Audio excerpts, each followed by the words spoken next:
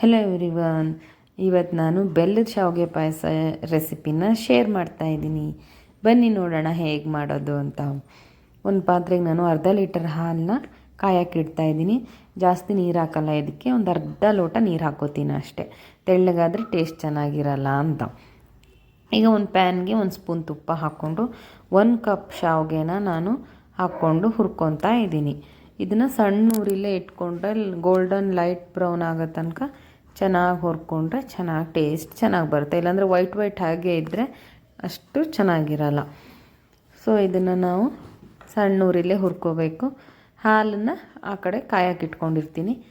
ನಾನು ದ್ರಾಕ್ಷಿ ಗೋಡಂಬಿನ ತುಪ್ಪದಲ್ಲಿ ಕೆಲವೊಂದು ಸಲ ಟೈಮ್ ಇದ್ದಾಗ ಹುರಿದಾಕ್ತೀನಿ. ಇಲ್ಲ ಅರ್ಜೆಂಟ್ ಇದ್ದರೆ ನೋಡಿ ಈ ಥರ ಶಾವಿಗೆ ಹುರಿತೀವಲ್ವ, ಆವಾಗಲೇ ಅದನ್ನೂ ಹಾಕ್ಕೊಂಡ್ಬಿಟ್ರೆ ಅದು ಸಹ ತುಪ್ಪದಲ್ಲೇ ಸಣ್ಣ ಉರಿಲೇ ಚೆನ್ನಾಗಿ ಫ್ರೈ ಆಗುತ್ತೆ, ಟೇಸ್ಟು ಚೆನ್ನಾಗಿರುತ್ತೆ. ತುಪ್ಪ ಜಾಸ್ತಿ ಯೂಸ್ ಮಾಡೋದು ಬೇಡ ಅಂದಾಗ ಹೀಗೆ ಮಾಡ್ಬೋದು. ನೋಡಿ ಗೋಲ್ಡನ್ ಬ್ರೌನ್ ಆಗೋಯ್ತು, ಎಷ್ಟು ಚೆನ್ನಾಗಿದೆ ಅಂತ. ಈಗ ನಾನು ಹಾಲು ಕುದಿಯೋಕ್ಕೆ ಬಂದಿತ್ತು. ಸೊ ನಾನೀಗ ಒಂದು ಅರ್ಧ ಕಪ್ನ ಬೆಲ್ಲದ ಪುಡಿನ ಸೇರಿಸ್ಕೊತಾ ಇದ್ದೀನಿ. ಕೆಲವೊಬ್ಬರು ಹಾಲು ಒಡ್ಕೊಂಬಿಡುತ್ತೆ ಅಂತ ಬೆಲ್ಲ ಹಾಕೋಕ್ಕೆ ಭಯ ಪಡ್ತಾರೆ. ಸೊ ಆರ್ಗ್ಯಾನಿಕ್ ಬೆಲ್ಲದ ಪುಡಿ ಇದು ಹಾಕೋದ್ರಿಂದ ಹಾಲೇನು ಒಡ್ಕೊಳ್ಳಲ್ಲ. ನೋಡಿ ನಾನು ತಿರುವಿ ನೋಡ್ತಾ ಇದ್ದೀನಿ. ಸೊ ಹಾಲೇನು ಒಡ್ಕೊಂಡಿಲ್ಲ. ಸೊ ಇದಕ್ಕೆ ನಾನೀಗ ಹುರಿದಿರೋ ಶಾವಿಗೆನ ಹಾಲಿಗೆ ಹಾಕ್ಕೊತಾ ಇದ್ದೀನಿ. ಸಣ್ಣ ಉರಿಲೇ ಇಟ್ಟಿದ್ದೀನಿ ಹಾಲನ್ನು ಸಹ. ಸೊ ಹಾಕ್ಕೊಂಡು ನೋಡಿ ಒಂದು ಸ್ವಲ್ಪ ತಿರ್ಸೋದ್ರಿಂದ ಏನು ಒಡ್ಕೊಳ್ಳಲ್ಲ, ಏನಿಲ್ಲ. ತುಂಬ ಸಕ್ಕರೆ ಯೂಸ್ ಮಾಡೋದಕ್ಕಿಂತ ತುಂಬ ಚೆನ್ನಾಗಿ ಬರುತ್ತೆ. ತುಂಬ ಜನ ಶಾವಿಗೆ ಪಾಯಸ ಅಂದರೆ ಸಕ್ಕರೆಲೇ ಮಾಡೋದು ಅಂದ್ಕೊಂಡ್ಬಿಟ್ಟಿರ್ತಾರೆ.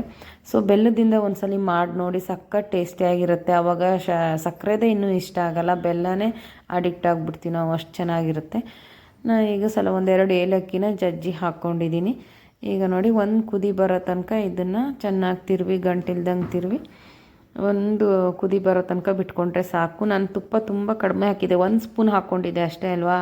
ಅದನ್ನು ಶಾವಿಗೆನ ಹುರಿಯೋಕ್ಕೆ ಇನ್ನೇನು ದ್ರಾಕ್ಷಿ ಗೋಡಂಬಿ ಎಲ್ಲ ಹುರಿಯೋಕ್ಕೆ ಹಾಕ್ಕೊಂಡಿರಲಿಲ್ಲ. ಸೊ ಎಕ್ಸ್ಟ್ರಾ ಮೇಲೆ ಕುದಿಯೋವಾಗ 1 ಸ್ಪೂನ್ ತುಪ್ಪ ಹಾಕ್ಕೊಳ್ಳೋದ್ರಿಂದ ತುಂಬ ಪರಿಮಳ ಚೆನ್ನಾಗಿರುತ್ತೆ.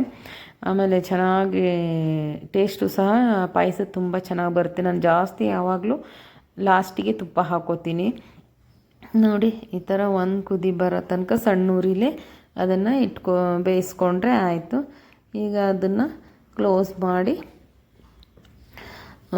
ಮುಚ್ಚಿಟ್ಬಿಟ್ರೆ ಆಯಿತು. ಇದನ್ನು ಒಂದು ಸ್ವಲ್ಪ ಹೊತ್ತು ಓಪನ್ ಮಾಡಬಾರ್ದು. ಆಮೇಲೆ ನೋಡಿ ಒಂದು ಅರ್ಧ ಗಂಟೆ